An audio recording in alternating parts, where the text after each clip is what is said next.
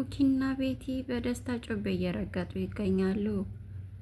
እህታቸውን ከዚህ ዓለም የሚያሰናብቱበት ከምድረ ገጽ የሚያጠፉበትን መርሳቸውን ስላገኙ በደስታ ጮቤ እየረገጡ ነው። ቤቲ በጣም ደስ ብሏታል። ኩኪ ግን ትንሽ ፈርታለች። የሆነች ቀዥቃዣ ነገር ናት።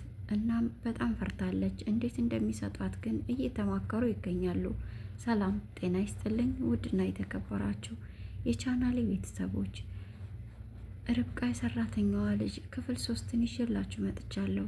እንግዲህ በክፍል 2 እንዳየነው እናታቸውን ይቅርታ ጠይቀው እናታቸውን ይቅርታ ተቀብላቸው እንዲሁም ርብቃን ለማስደሰት እየሞከሩ ወይም ደግሞ ለማስመሰል እየሞከሩ እንደነበር አይተናል።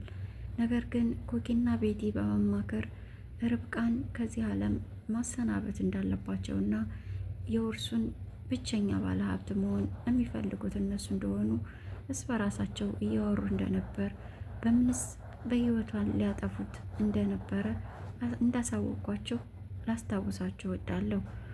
እናም ውድ ተመልካቾቼ በሻይ መልክ አድርገው እንግዲህ ያገኙትን መርዝ ለኩኪ ለርብቃ ሊሰጧት እንዳሰቡና መድኃኒቱን በምታዩት መልኩ እንግዲህ ቤቲ ገዝታ መታ እያዘጋጁ ይገኛሉ። ግን ማን ነው የሚሰጣት? እዚህ ጋር ትልቅ ክርክር ይዘዋል። ኩኪ አንቺ ብትሰጫት ይሻላል፣ ምክንያቱም አንቺ የምትሰሪ ሻይ በጣም ቆንጆ ስለሆነ አንቺ ሰሪና ስጫት አለቻት። ቤቲም በጣም ተናደደች። አይደል ለምን ቅመማ ቅመምስ አልጨምርበትም? ትቀልጃለሽ እንዴ? በመርዝ ልንገላት ተነስተን ስለ ጣዕም ታወሪያለሽ እንዴ? ምን እያሰብሽ ነው? መቼን ይሄ ህፃንነትሽ የሚለቅሽ ብላ በጣም ተናደደችባት።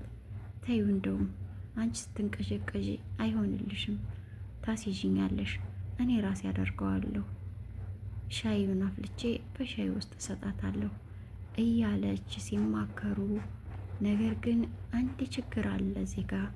እነሱ በራቸውን ዘግተው ነው የሚያወሩት።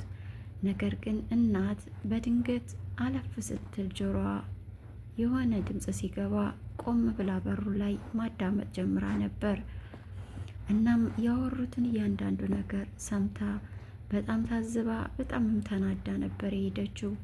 ወደ ኪችን ስትገባ ግን ርብቃ ውርሱን በጠበቃቸው አማካኝነት ልጆቹን መካፈል አለባቸው፣ አባታችን ልክ አላደረገም እያለች እያነሳች ነበርና እናትም እስኪ ተይ ቆይማ ተረጋጊ፣ አሁን ምን ገና እኮ ታረቅን ገና ነው፣ ስለዚህ ቆይ አለቻት። ከአሁን በኋላ እኮ ምንም አያጠፉም፣ ደግሞ ይቅርታ ብለው ደስ ብሎኛል፣ አሁን ጥሩ እያደረጉ ነው ያሉት።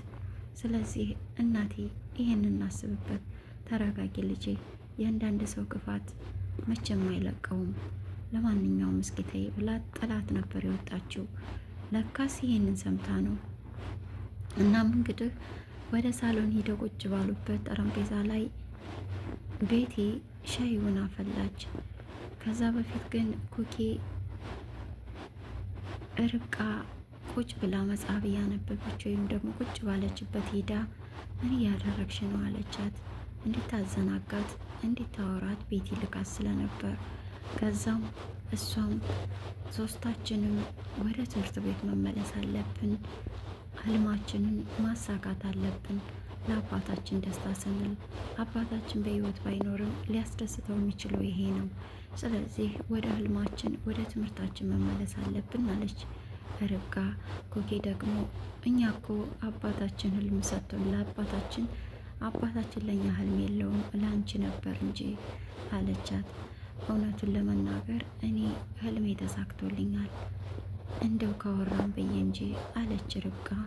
እውነት ምን ነበር ህልምሽ አለቻት። ህልሜ እናንተ ጋር እህቶቼ ጋር በደስታ መኖር ነው፣ የእናንተን ፍቅር ማግኘት ነው። እሱን ደግሞ ተሳክቶልኛል፣ በጣም ደስ ብሎኛል ብላ አቀፈቻት። ርብቃ በጣም በደስታ ነው። ኩኪ ግን ዛሬ የህይወትሽ መጨረሻ ነው፣ ትሰናበቻታለሽ፣ አብሽሪ፣ አሁን እቀፊ ዝም ብለሽ አይነት ነገር እያለች ነበር። ርብቃ ምን ሆነሽ ነው ኩኪ? የለሽም እኮ በሀሳብ አለቻት። ስለ ህልሜ ምናምን ብላ ተንተባተበች እና ስለ ወደፊት ህልሜ እያሰብኩኝ ነበረ አለቻት። እንዲህ የተባባሉ ወደ ጠረጴዛቸው ሄዱ። እናታቸውን መጣች። ቁጭ ብለው ሳወሩ እያለ ሻዩ ፈልቷል። ሻይ ሰርቼላቸዋለሁ ብላ ለሁላቸውም ሻይ ያደለች ቤቲ። እናትም ይዘው ቁጭ አሉ። እንደው ሻይ ፈልጌ ነበር እንኳንም አመጣችሁ ብላ ሻዩን ተቀበለች። ልትጠጣ ርብቃ ብድግ ስታረግ ከእጇ ላይ ቆይ እንዳጠጭው ብላ ብርጭቆውን ከእጇ ስትቀማት ቤቲ ደነገጠች። እማዬ ምን እየሆንሽ ነው አለቻት። አይ ይሄን ጎደሎውን አንቺ ጠጪ፣ እጅሽ ላይ ያለውን ሙሉ ለርብቃ ስጪ ብላ ሻዩን አቀያይራ ሰጠቻቸው። በይ አሁን ጠጪው አንቺ፣ ይሄ አንቺ ነው ብላ ስትላት ቤቲ በጣም ደነገጠች። እማዬ እኔ እኮ ጎደሎን ቢሆን ጠጣዋለሁ ችግር የለውም አለች በመደንገጥ። እናትም ያልሰማዎች መስሎች ነው? መቼ ነው ከክፋታችሁ የምትታረሙት? መቼ ነው ሰው የምትሆኑት? በእናንተ ቤታችሁን ዘግታችሁ ያደረጋችሁትን ሴራ ማንም አላወቅም፣ ማንም አልሰማባችሁም። እኔ ግን እያንዳንዱ ነገር ሰምቻችኋለሁ ብላ የሰማችሁንና አሁን ያደረጉትን ነገር አጋለጠቻቸው። ርብቃም በጣም ደነገጠች። ምን አይነት ክፉ ናቸው? በጣም ጮኸች፣ አበደች፣ ዘለለች፣ ጮኸች፣ በጣም ተናደደች።